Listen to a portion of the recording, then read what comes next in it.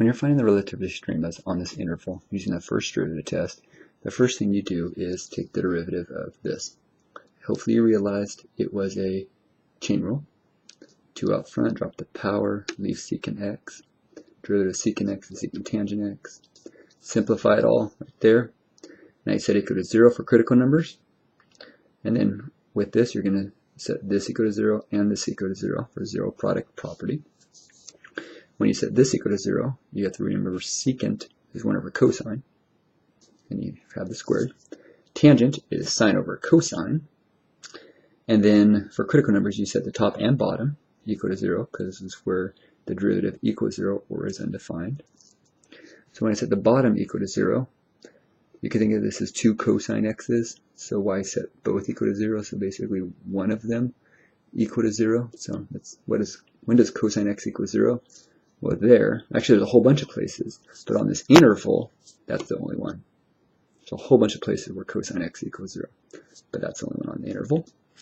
And then here, I set the top and bottom equal to 0, but why do the bottom, since I already did it? That's redundant.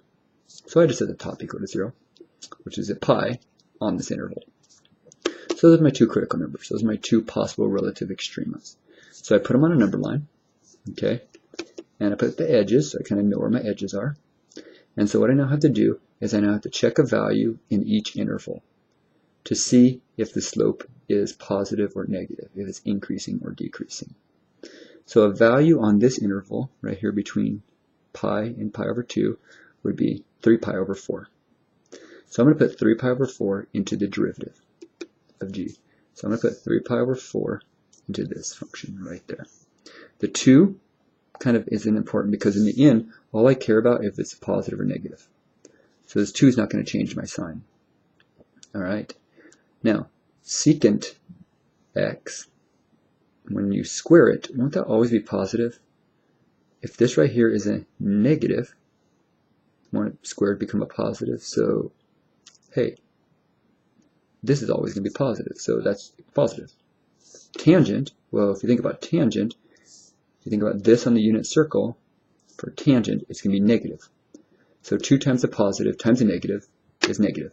So what does that mean? It's decreasing, going downhill. All right, now for this interval, I choose a value, and I chose 5 pi over 4. Again, I plugged it into this. Again, this is always going to be positive. This is always going to be 2.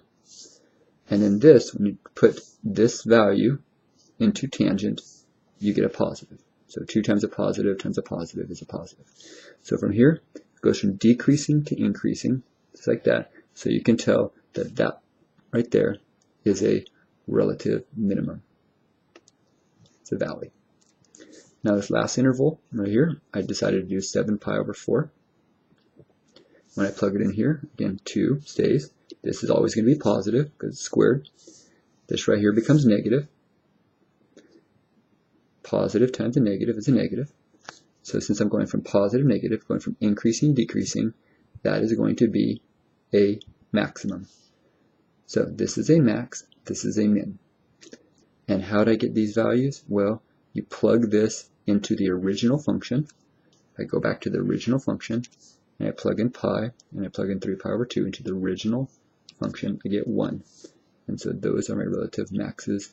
This is my relative min, and this is my relative max. Make sure you label it appropriately, because that's the whole point of the first derivative test. It gives us exactly what type of relative extrema they are. And again, you have to check on the interval and see the change. If there was no change, if it went negative, negative, negative, there would be no relative maxes or mins. Okay, so it has to change. All right. And be careful. A lot of people, what they do is they plug these values into the original function. It's like, no, shoot. You're plugging into the derivative because you want to see if the slopes are changing. And because when slopes change, that shows a relative extrema. And when you take the derivative, find your critical numbers first. And only find the critical numbers that are in the interval. Don't find ones that aren't even in your interval. So pay attention to intervals, especially with trigs. Trigs are the ones that usually have more intervals. Good luck with it.